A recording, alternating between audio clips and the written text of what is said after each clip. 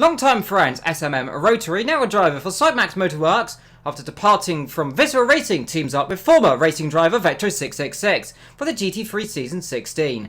Both drivers have raced one another for over 4 years, were even racing each other on Gran Turismo 6. A very healthy friendship, which has provided helpful when it comes to practice and communication. Both drivers aim to finish consistently and extract the best performance out of their car. Of choice, the Porsche 911 GT3. Both Rotary and Vectro are very confident with the car and believe it's capable of even challenging for podiums from the very start of the season at Daytona. Jazzman and Tinnis return once again for another season of GT3. Piloting the ever-fast and reliable Lamborghini Huracan GT3, Season 15 was a real thorn in the side for both drivers, as the inconsistent conditions wreaked havoc in some of the events, and some unfortunate incidents during certain races also made big impacts in the championship.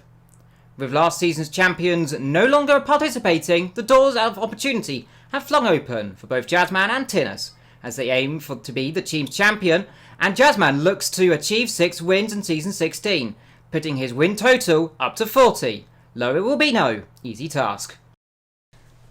Archer returns for another season in GT3. After joining halfway through in Season 15, it was an absolute rollercoaster for the Georgian driver, with a bunch of DNFs to begin with, but then an absolutely dominant win in the Season 15 finale at Indianapolis in the Lamborghini Huracan.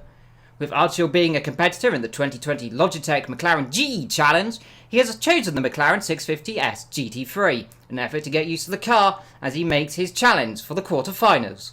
Can Archer take this underdog car and turn it into a championship-winning car? Only time will tell. Giacomo and Slicker team up for the first adventure into Tier 1. Both former Tier 2 drivers, now having been promoted up, they are very consistent and prove to be formidable opponents, with both drivers being GT3 champions, Slicker being a 2-time champion and Giacomo being champion back in Season 9. As always, they stick with the Ferrari 488, which has served them both well for plenty of races.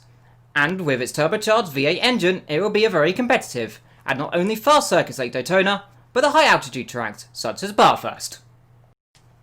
Pren makes his return to Tier 1 since Season 13. Once again driving the beautiful 63 Scuderia Corsa 48 GT3, in Season 13, Pren had a solid season, with some very competitive showings, which is more than likely going to motivate him this season, as the track and calendar for Season 16 has allowed a shake-up in the manufacturer choices, making more than 50% of the GT3 manufacturers in Project Cars 2 a feasible choice. Where will he finish? We'll find out at Round 1. BKD once again returns to Tier 1. In the Lamborghini Huracan GT3, Season 15 for BKD was a season to forget, with the tricky and inconsistent conditions making racing difficult and often left a lot to be desired. Currently in testing ahead of Round 1 at Daytona, Big Kid Daddy has already been able to push his car and finally being able to drive the car properly, which will have only motivated him and will definitely mean we can see Big Kid Daddy challenging towards the front of the field once again. Esser is back for Season 16. Driving the Porsche 911 GT3, Season 15 was a nightmare and one to forget for Esser, as he struggled all season with a car that was constantly changing around him and could not prove his full potential. He felt there was something clearly wrong last season.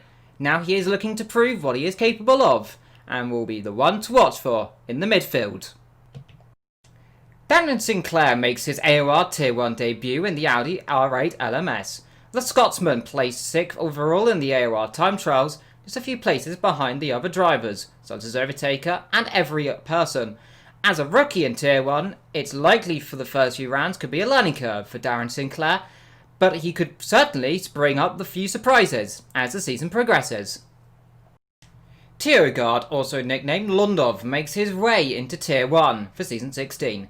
The Italian driver placed 2nd position in the time trial, only 0.4 seconds off of Vectro.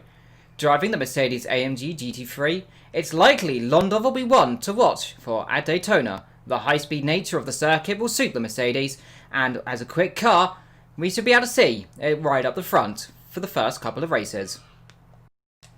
Every Person joins Tier 1 for the first time, driving the McLaren 650S GT3 again. He is one of those drivers who excelled in the phases leading up to the driver placements, as he puts himself P3 overall in the time trial, though he was over half a second off of Lundov. The midfield is already quite competitive as it is. The question is, where will every person come out in the top, mid or bottom of this midfield battle? We can only find out during this season. And Davies Out makes his debut in AOR GT3 Tier 1, in a car that was last used in Season 13, the Bentley Continental GT3 Endurance spec. Both car and driver take a dark horse approach with little to no stats or time suggesting Davies Out's pace in Tier 1. But we expect him to be mixing it in with the veteran drivers and also the new ones coming up as well. The Continental GT3 being a twin-turbo V8 should be quite competitive at Bathurst, where the Continental placed 5th place in the mountain back in Season 13. Not only that, it will be easily recognised by its thunderous roar and the godly shape, providing quite the spectacle in GT3 racing. Dust Drivers Out 101, like many others in Tier 1, has reached his debut in GT3, driving the beautiful blue and yellow Black Falcon Mercedes-AMG GT3. Being the second of only 2 Mercedes of the field, there isn't a lot of drivers to feed off in the same machinery, making it quite the challenge to find more pace. For all we know, Out may be another one of those dark horses in a formidable car that has been dominant in AOR for over 2 years. From reserve to full-time racer, Overtaker 99 has a lot of potential coming from the Reserve Championship last season. Despite only taking part in 2 races, he did achieve a win at Dubai Autodrome, which was more than enough to get into Tier 1. Driving the Ferrari 488 GT3, which is a jack of all trades, it's entirely possible Overtaking could build upon his last win last season and duke it out with the more experienced drivers in Tier 1 this season.